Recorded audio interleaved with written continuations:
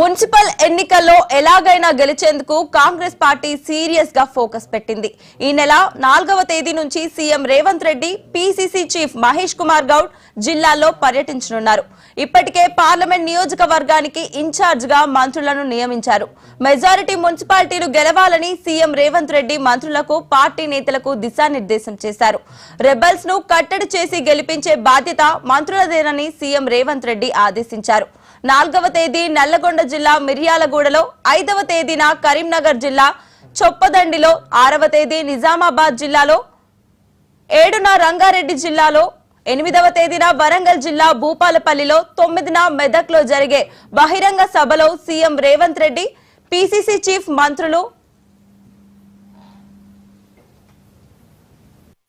ఉన్నారు.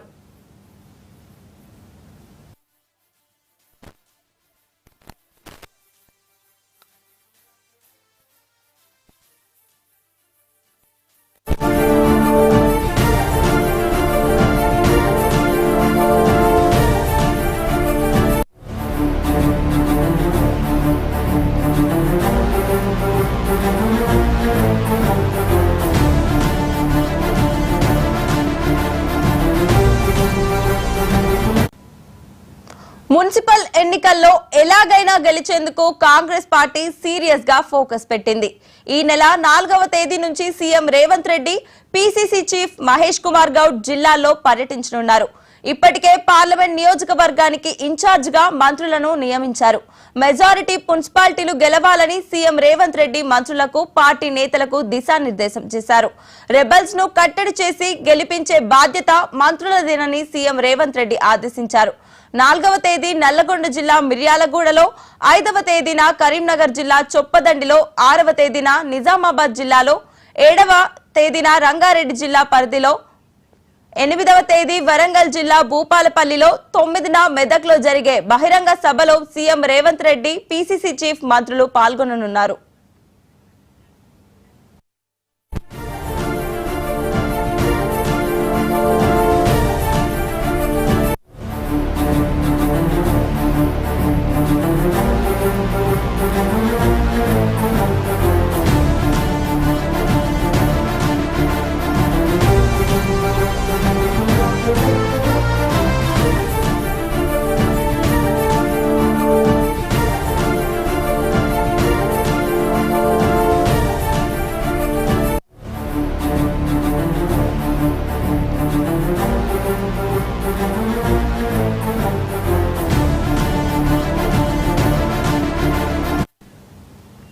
మున్సిపల్ ఎన్నికల్లో ఎలాగైనా గెలిచేందుకు కాంగ్రెస్ పార్టీ సీరియస్ గా ఫోకస్ పెట్టింది.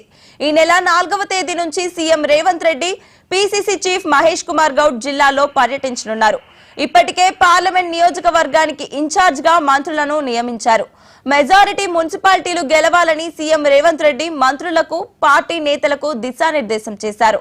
రెబల్స్ ను కట్టడి చేసి గెలిపించే బాధ్యత మంత్రులదేనని సీఎం రేవంత్ రెడ్డి ఆదేశించారు. 4వ తేదీ నల్గొండ జిల్లా మిర్యాలగూడలో, 5వ తేదీన కరీంనగర్ జిల్లా చొప్పదండిలో, 6వ తేదీన నిజామాబాద్ జిల్లాలో, 7న రంగారెడ్డి జిల్లా పరిగిలో, 8వ తేదీన వరంగల్ జిల్లా భూపాలపల్లిలో, 9న మెదక్లో జరిగే బహిరంగ సభలో CM Revanth Reddy, PCC chief మంత్రులు పాల్గొననున్నారు.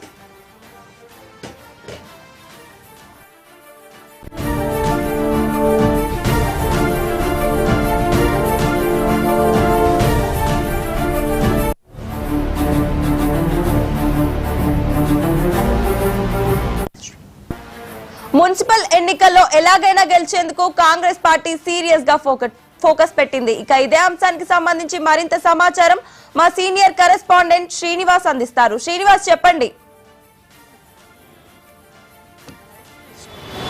మున్సిపల్ ఎన్నికల్లో కాంగ్రెస్ సీరియస్గా ఫోకస్ పెట్టింది.